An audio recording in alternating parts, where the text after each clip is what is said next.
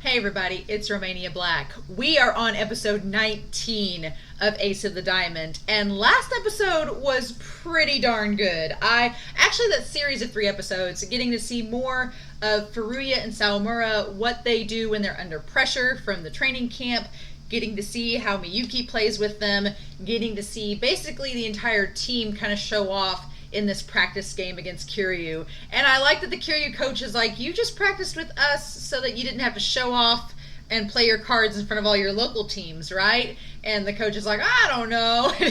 You're like, yeah.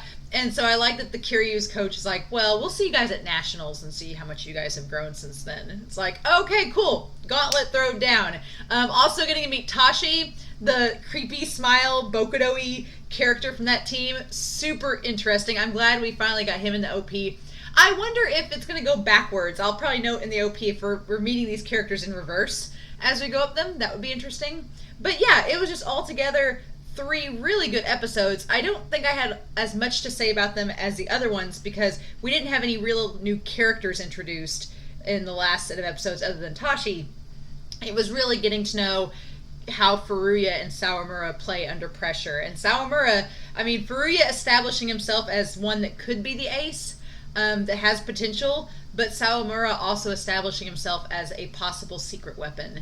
And in the back of all of this is Tamba. And Tanba has not played yet. He's supposed to play in today's game. And he's been practicing with Mayuichi. And I like how Kuramochi asks Miyuki at the end of the last episode, he's like, so what are you going to do about Tanba? And he's like, I'll do what I have to do. He's like, I'm going to be the catcher. If I have to lie and pretend like I like Tanba to get what I want, sure. He's like, if I have to be the bad guy to make it happen, sure. Miyuki showing a little bit of darkness there, being like, I'll do what it takes to get the job done. Don't worry about Tamba. I got this. And it's like, okay. Because Tamba and him do not get along. Tamba doesn't like that he's disrespectful to the upperclassmen, that he thinks he's just as good as them. And you can tell Tamba has some resentment because some of his own classmates that he's been, playing with since first year are getting shut out, including Mayuichi, because of Miyuki. So it's an interesting dynamic. And apparently Tamba's been working on this forkball. I don't know. That he's supposed to be doing this pitch and he's been practicing with Mayuichi, so I don't know, y'all, but I'm pretty excited to see these 3 episodes as we get closer into, we're almost a third of the way, we're basically a third of the way done almost with the first season, if you can believe it. So, fun times. This first season is really long, but it hasn't felt like, I feel like we've been going through these episodes pretty quickly. We're already on episode 19, which is pretty good. I feel like I haven't watched this show for very long, so that's all right. But anyway, I hope you all enjoy this reaction, and we are going to start episode 19, Fate. We're going to start that here in 5, 4, 3, 2, 1, and let's go.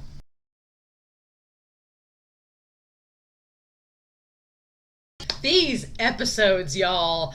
I say this every week that I've reacted to this series. I keep saying, I love these episodes the most. But you know what? These 3 episodes, I've taken more notes, these episodes, the front and back, than I have the entire series so far. Because we're gearing up towards the qualifiers for Nationals. We're not even at Nationals yet. No wonder this series goes on so long. We're not even at Nationals. It dawned on me in this episode just how big of a climb it is to get to Nationals. Just the sheer amount of work that goes into qualifying alone. And we'll talk about that, but I want to go through my notes here in order. But episodes 19, 20, and 21, beautiful episodes. I absolutely love them so much. Starting out with our practice games against Inashiro and Shuhoku, which I get now why Kanaoka wanted to have the practice game against Kiryu first to try to work out the kinks from training camp before you show your hand to the teams you're going to be playing against. So I'm guessing that Kiryu, since it's from Osaka, it's from a totally different region. So they'll only see them if they're at Nationals. They're not going to see them in the qualifier. So that makes total sense. Inashiro being a vocational high school. I forget these are all high school students. I do. I think we're in college because the level of playing and dedication is just such a level higher than what I normally think of a high school team. Again, I'm used to in sports anime, the team that your main character is on being the underdog team and them having to scrounge around to get stuff to go. But here, again, Sato is an elite school. So I like that Inashiro is a potential threat to them, though. Kawakami really shone this set of episodes more than he has the entire series, because he went from a character that I didn't even know his name and I couldn't remember it to now I'm like, okay, Kawakami. It's not the easiest to say, but I remember it. Like, I like that Kawakami, and this is talking for all 3 episodes, has been established as a reliable backup pitcher. And in episode 21, in the last episode, it just showed he was so nervous because he's so used to being the pinch server to come in and back Tamba up. And the idea of him starting a game, he's like, that's a lot of pressure and I'm not comfortable. It's not what he's used to. And so it makes perfect sense that the coach is like, okay, well, we need to have our players in the best mindset possible. Kawakami is reliable and he feels his most at ease when he's not put on the pressure of being the first one to pitch. Let him be the backup pitcher. That's what he wants. That's where he shines the best. And his teammates trust him, so that'll just bolster him even more. And then we'll give Furuya pitching rights because Furuya always wants to pitch. So he's, of course, going to be fine with it. So I thought that was really neat. I like that they established that Kawakami has often the talent but not the heart. And like he doubts himself. He's not confident in his abilities. And I find that really, really interesting. So I also like that they established in this practice game that Inashiro wasn't playing their best players. They were playing a bunch of non-starters. And that brings up 2 really, really interesting points in this series. One, it kind of reminded me of Seijo a little bit, because if you recall in Haikyuu, Seijo Aobajosai didn't have their best players when they were playing Krasno until they came back and actually saw them in the qualifiers. So it's like funny that parallel. So I noticed that. That was the first thing I thought of. But also something that has come up in this sport, in this series, that I've not seen in any other series so far, because again, we're dealing with elite teams, not the underdogs that are scrapping by for players, is the idea of not playing your hand. The idea of not showing your best players in your practice games. And I'm not used to seeing that, to be honest, because like I said, usually the sports anime I've seen, the teams or the underdog teams, they're just lucky to have enough players, much less be able to pick and choose who they show off and who they don't. They're just trying to scrounge by. So whereas these other teams that I've seen in sports anime haven't had the luxury of strategically planning this, these elite schools do. And I love the idea that Inashiro's not playing their best players, and it makes sense now why the coach didn't play. He played Furuya and Sawamura against Kiryu because they were a team that they weren't going to see till nationals when they make it, if they make it. So there was no risk. But they wanted to strategically use Tamba and Kawakami, the more experienced pitchers that those teams are used to, so that they don't reveal their secret weapons. And I think that's so freaking cool. I love that. I'm like, oh, I hadn't even thought of that being this. The psychological strategy in these 3 episodes was really interesting. And it's an aspect of the sport, an aspect of these training camps I hadn't even thought of. And so I find that really, really cool. I also like, let's talk about Tamba with Miyuki. So, Tamba with Miyuki. I like that Tamba swallows his pride in episode 20. He swallows his pride and he's like, look, I know the coaches told me I'm going to be catching with you because that's probably how it's going to be during a game. So I'm just going to swallow my pride and let's practice and figure out what plays you're going to call. Because the catcher is very much in the scenario the one calling the shots, and the pitcher has to follow up and follow through with it. And so I felt bad for Miyauchi, because you could tell Miyauchi was like, he wanted to throw with Tamba, and he said he got Kawakami. But he's a pro about it, so he didn't get too riled up. And then there's Mei, Narumiya Mei. Oh my gosh, Mei may be my favorite antagonist so far. I love Mei. He reminds me a lot of Hoshiumi. a lot of Hoshiumi from Haikyuu. Not only because he's short, that's not the crux of it. It's because he's really freaking good. It's because he's a really good pitcher. And Hoshiumi in Haikyuu is a really good volleyball player. They're just really solid players. And so they're all around solid. Like if you look at Hoshiumi's stats in Haikyuu, he is dead solid like all the way through. And this guy looks exactly the same way. And their attitudes are kind of similar too, which I really find that interesting. So it'd be like if Hoshiumi was on Seijo, which is such a weird concept. But that's all I could think about during this episode. I'm like, what if Hoshiumi was on Seijo? That would be basically what Mei is with Inushiro. And I like that Masa is his catcher.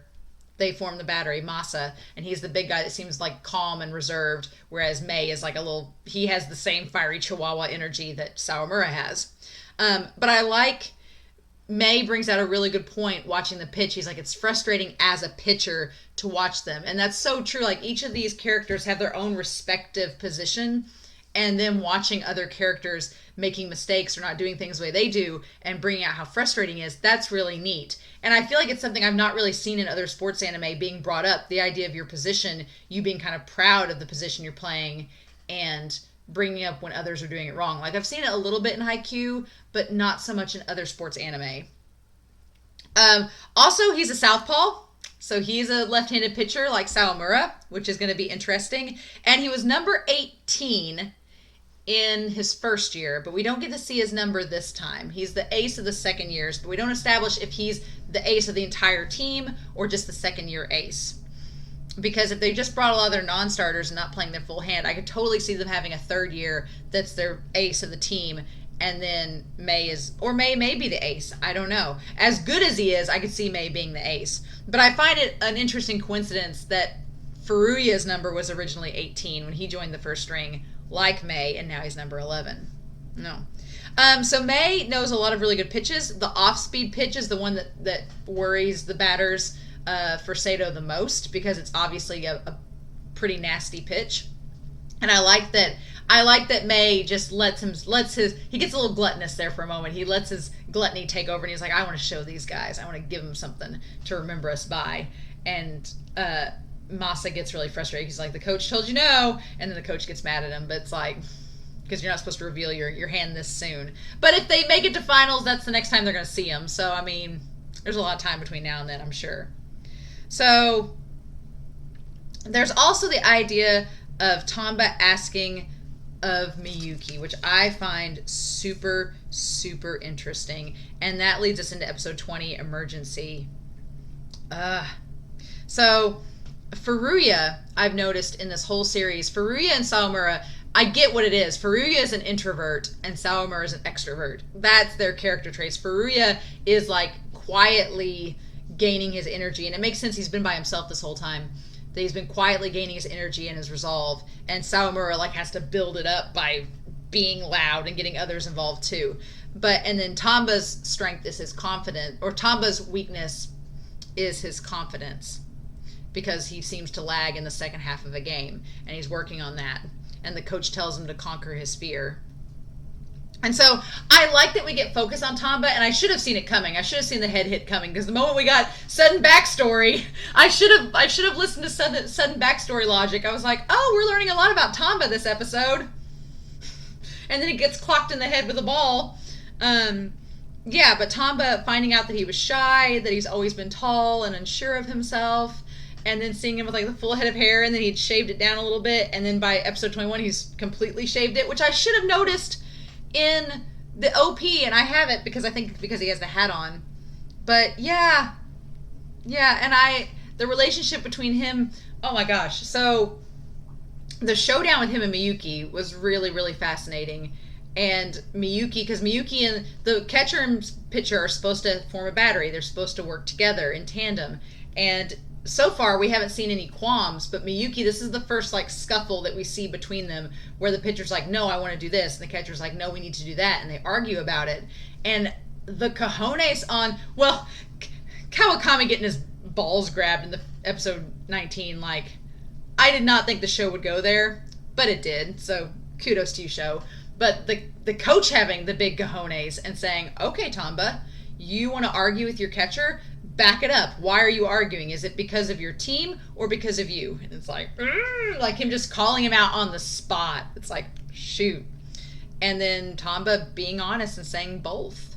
It's because I know my fears and I want to conquer them, but I also want to do what's best for the team, and whatever's going to do best for me is going to do best for the team. So, I mean, he's honest, and I like that the coach is like, okay, fine, if you know what you're doing. But, oh my gosh. And I like that they back it up. They're like, you better not give up any runs if you're going to back yourself up. And I like that they say, if you give up 1 run, it's shave your head. 2, it's shave your eyebrows. And Chris is like, if you get 3 runs, you're going to grow your hair out. I love it. I love that Chris is so subtly in on all the jokes and writing them down. It's so good. And I hadn't thought about that, but Chris and Tamba's relationship, because they're both 3rd years, and Tamba had an injury prior. We established in episode 1 he'd had an injury prior and he got better from it. And then this wasn't even his fault. It was really no one's fault. The pitcher just had sweat on his hand. And I hadn't even thought about the idea of an accident like that happening. But man, that was gruesome for a second. You almost missed it. It was like, done, clocked, in the head. And you're like, oh. And then, yeah, I appreciate that the show demonstrated how serious the injury was. Like, immediately the coach was there. Ray was there. They were like, call a car. Stop the game. And I like the coach is like, we're going to stop the game right now because he's really hurt. And it's like, oh. And also because he didn't want to show his hand and have Furuya or Sawamura pitching, obviously. But yeah, that was a really intense scene. And I like Tamba. I'm glad that Tamba was in episode 21, that he kind of came back, even if he's not practicing right now. I really like that. And I like how the team at first is really, really depressed because Tamba's their 3rd year. He's their ace. He's their main pitcher. And to lose him is a serious blow. Like, they've already lost Chris, so to lose him just when they were getting their groove back. But the coach is like, look, we're going to unite despite this adversity, and we're going to trust in ourselves and in our team. And I love in the dugout when they're all laughing and joking before Tamba's injury, Sawamura and Furuya and Haruichi, the 3 first years in the first string, are kind of back in the shadows watching them and just seeing that camaraderie and seeing the trust that their 2nd and 3rd years have in each other. And it's cool because you know that by the end of the series, they're all going to have that trust too. And it's like, it's just cool to see. So 5 games to the final of the qualifiers. They have to win 5 times to qualify. So they basically there's the finals, semifinals, quarterfinals, and 2 games in the prelims. So you have to win 5 games to qualify to make it out. And the coach tells Tamba, he's like, you're not playing the first 2 games. You're going to be out the first 2 games, and if we make it to quarterfinals, then you can come in. And I like that the coach says you need to trust in your teammates. You need to trust. They're trusting you to get better so you can come back, and they're trusting that you're going to come back. So you need to trust that they're going to hold down the fort until you get back. It kind of, again, thinking of Haikyuu, it reminded me of when Daichi got injured in the face again, and he left Tanaka in charge and was like, Tanaka, hold the fort down. You guys can do good until I get back. It's like trusting in your team. And also, just to spice things up, just to put a little edge, a little knife under the skin of Furuya and Sawamura to get them working a little bit harder, we're going to have Inishiki, Jun, and Yuki start pitching too. Just to keep them on edge. Just to provoke and rile them up. I thought that was like a psychological mind play, because now Sawamura and Furuya are like, wait, so Jun and Yuki could pitch too? Huh? What about us? It's all just to get them riled up, and it's to build the confidence of Jun and Yuki up to where they're going to cheer on their teammates again. And it works. We do have to talk about grades. I like that Furuya did not study, and so he has to do makeup exams, whereas Sawamura managed to make it barely by the skin of his teeth. I forget Kanemaru is a first year. I forget that so much. I automatically assume, because he acts more mature, that he's a 2nd year, but I forget he's the same age as Sawamura, which is great. And I like that we've established that Inishiki's name is Jun. Jun is a lot easier to say than Inishiki, so I'm probably going to stick with Jun. And in episode 21, we also establish that as far as what Furuya and Sawamura need to work on, Furuya's main thing is control and pacing. Like, he's got the ability, he has the talent, but he still needs to build up his stamina and keep his control, and then he'll be good. Sawamura needs to master the basics a little bit more. He's got to get his form and get his ball control all figured out and figure out what other things he can do other than fastballs. Like he's got a little bit more basic work to do, whereas Furuya is all about refinement at this point. And I find it really interesting how Chris says it's really in how he holds the ball too. That Chris is like, if we fine tune him a certain way, we can make him into a weapon. And he notes right now we are the only ones that can keep him on a leash. So Sawamura is our untamed monster that if we don't prep him and fine tune him correctly, it could be a problem. So, but if we fine tune him correctly, if we correctly fine tune him properly, he's going to be really effective. So I like that Chris is kind of overseeing Sawamura because Sawamura respects Chris, and of course, if Chris tells him to do something, he's going to do it. So there you go. And it's funny how Aijun and Furuya both are motivated in different ways, and how the team motivates them, because Furuya, for all his quiet consternation, really likes being praised. He really likes when people tell him good job, which makes sense because Furuya's entire career with baseball, no one's wanted to play with him, no one's praised him. He's just had to work by himself. So of course, when people are giving him kind words of encouragement, he just soaks it in and he's just like bathing in it. Whereas Sawamura, who's our lead extrovert of the series, he's constantly bantering and chattering with everybody. So they don't exactly give him praise. They're just like, not bad. You didn't screw up. Probably a fluke. Just to kind of egg him on and rile him up. You know, it's funny how the team reacts to both of them in different ways. I find that really, really interesting. So 260 teams to qualify for Tokyo alone. And as I think it was Ryosuke or Haruichi noted, that there are teams that are stronger than the Tokyo teams. I'm used to Haikyuu. Again, I'm used to Haikyuu mainly for sports anime, where it's like Tokyo had like 6 teams and 3 of them qualified. So it was like, it didn't seem like that much of a stretch to get to the qualifiers for nationals for Tokyo in volleyball. Whereas 260 teams just in Tokyo for baseball? Holy cow. And that's just in Tokyo. And there's an east side and a west side, so I'm assuming we got, 130 teams per side, east and west? So that's interesting. Very, very interesting. So, curious. The theme of these episodes has been don't rush. That theme came up every single episode, that theme of don't rush, we'll get there. Slow and steady wins the race. It's almost like a meta thing for the audience, being like, look, guys, I know you want the nationals already as you're watching this series, but we can't rush it. It's all about slow and steady. We're going to get to the good stuff. We just got to slowly go through it. It's almost like the audience is being told, don't rush, we'll make it there. But yeah, they point out that a lot of the alumni are going to be coming to watch these games, which is even more pressure added. So we've had like the same dozen guys watching the baseball games last 10 or 12 episodes, and now you're going to have alumni like the coach coming to watch. Like, that's going to be a lot. That's going to be interesting. So I'm really curious to see which alumni, if we get to meet any of them, or how that's going to go. But then we get, oh my gosh, the numbers. The number of characters. So a lot of these characters, I'm glad that I didn't have to write their names down I wrote their names down very quickly. But obviously Tamba, I love that they let him keep the ace number. I love it. It makes perfect sense motivation-wise. They want the team to stay motivated, especially your third years, and keeping Tamba with that number 1 is like a promise. It's like Tamba's going to come back and use that number 1 status. And I love that that's part of their cheers, that they raise their hands for number 1.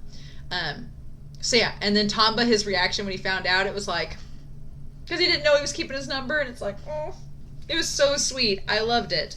Miyuki being number 2, Yuki being number 3, Ryosuke being number 4, Masako being number 5, Kuromochi being number 6, Sakai being number 7, Jun number 8, and Shirasu number 9. So they're your main 9 players that play all the positions. So I like Shirasu, the one that Sawamura constantly forgets is one of the main players. I love it. And then with your other 10 players that are your backups, you have Kawakami as your other pitcher, and then Furuya, number 11, is your other pitcher, which he was number 18. So I'm curious what that means, him moving up so many.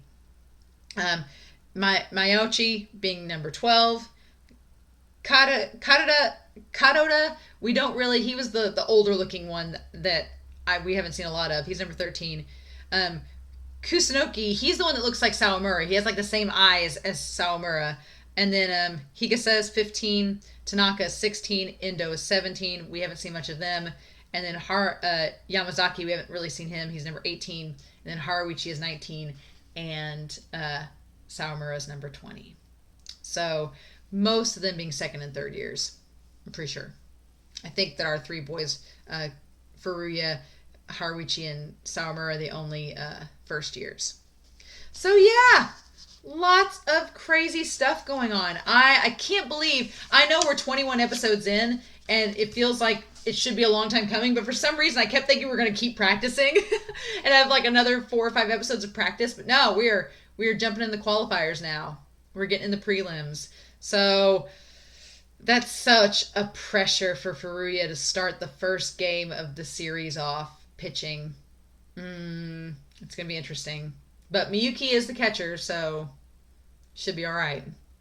But yeah, and then of course we have Coach Chiba. This Coach Chiba for Maidan, he just seems like, so he's so proud and seems arrogant and like very sure of himself. So that's going to be an interesting dynamic to see him and Coach Hayoka like next to each other. That's going to be interesting. But y'all, I'm really, really excited for what's going to go down with this season. Like, I'm super, super excited. Now we're getting into the games. Tamba, I still can't believe Tamba's injured. For a second, I was like, if he's out the rest of the series, I'm going to be really upset. But they said till quarterfinals. So, you know that when he comes back, it's going to be this big, dramatic, emotional moment. But yeah. I'm curious to know your thoughts down below, what you all thought of these episodes. Again, they've been my favorites so far. I really, really have loved them. And I'm excited to see what else we're going to get as the series goes on. But we're here, baby. Prelim time. I'm excited. We'll get May in there later. Hopefully, if they make it to finals. And surely they will. They're going to make it to Inashiro. They're going to make it to the finals. Now, whether they win or not, I don't know. That's the question. But surely they'll make it to finals. Well, I'm sure they will, but it'll be fun to watch them on the way. So I hope you all have a great week. Stay safe, take care, and I'll be back next week with more Ace of the Diamond.